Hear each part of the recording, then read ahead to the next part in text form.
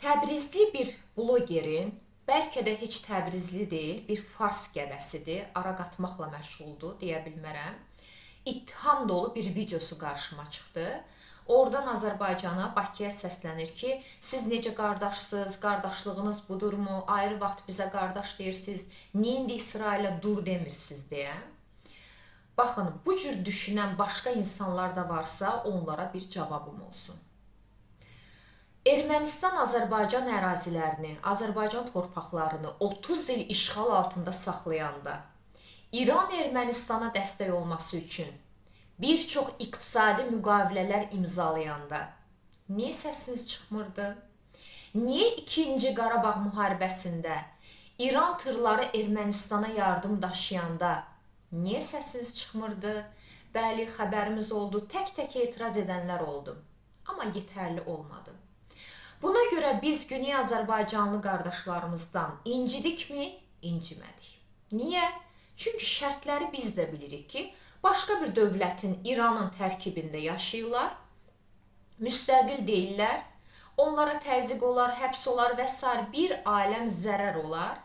Ona görə biz Güney Azərbaycanlı qardaşlarımızdan incimədik, onları qınamadıq, niyə səsinizi çıxartmadınız deyə. Başa düşdük vəziyyətlərini.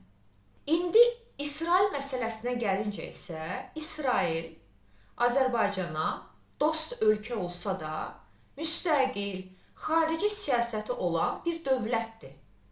İran balaca canı ilə bütün dünya ilə hədə təhdid dili ilə danışır. Bugün İsraillə müharibə aparar, sabah başqa bir dövlət İrana müharibə elan edər və İrana hücum edər. Təbii ki, bütün bu hücumların fonunda Güney Azərbaycana da zədə dəyər ki, heç istəmərik. Amma çıxış yolu var.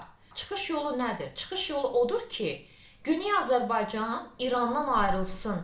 Bu fars siyasətçilərindən qopsun.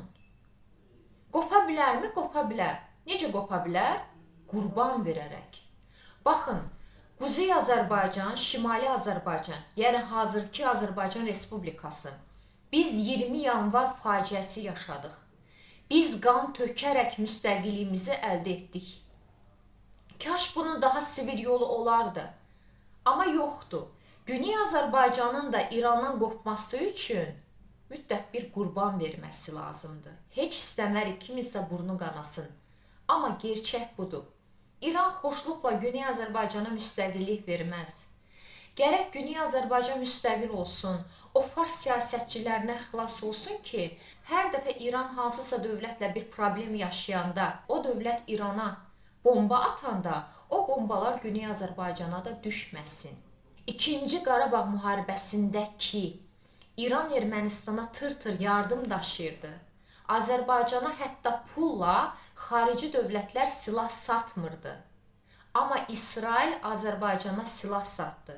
Hətta Ermənistan parlamenti İsrailə bir müraciət ünvanladı ki, Azərbaycana silah satışını dayandırsın İsrail. Amma İsrail dayandırmadı. Və bunun kimi digər ölkəmizə verdiyi dəstəklər də var. Biz bu dəstəkləri necə unuda bilərik? Təbii ki, kaş ki müharibə olmasın, kaş ki heç kəsin burnu qanamasın, heç kəs müharibəni arzu etmir, heç kəs. Amma bütün halda İsrail Azərbaycana dost ölkə olsa da, qeyd etdiyim kimi, xarici siyasəti olan müstəqil bir dövlətdir. Və fərqi yoxdur, səbəbindən asılı olmayaraq Güney Azərbaycanda kiminsə ayağına daş dəyməyini belə istəmərik. Çünki Güney Azərbaycan bizim canımızdan candır. Güney Azərbaycan bizim öz canımızdır, öz qanımızdır, öz bacımızdır, öz qardaşımızdır. Bizim üçün Gəncə, Şəki, nə bilim Şamaxı, Bakı nədirsə, Ərdəbil də odur. Bizim üçün Urmiya da odur, bizim üçün Təbriz də odur. Heç bir fərqi yoxdur. Amma hazırki siyasi mühit belədir. Ona görə də Azərbaycandan yaxud Bakıdan əsassız yerə küsməyə, inciməyə dəyməz mənim əziz bacı və qardaşlarım. Kaş müstəqil olasınız, kaş İrandan qopasınız ki, sabahları İranla bağlı hər hansı bir hərbi müdaxilə Güney Azərbaycana da zərər verməsin. Bunun başqa yolu yoxdur. Bugün İsrail, sabah başqa bir dövlət İrana bomba ata bilər. Amma bütün halda bunu unutmayın.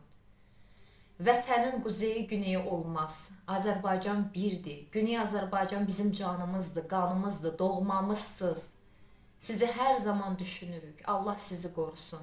Və ümid edirik ki, inşallah Güney Azərbaycan zərərsiz, ziyansız bu məsələlərdən çıxar.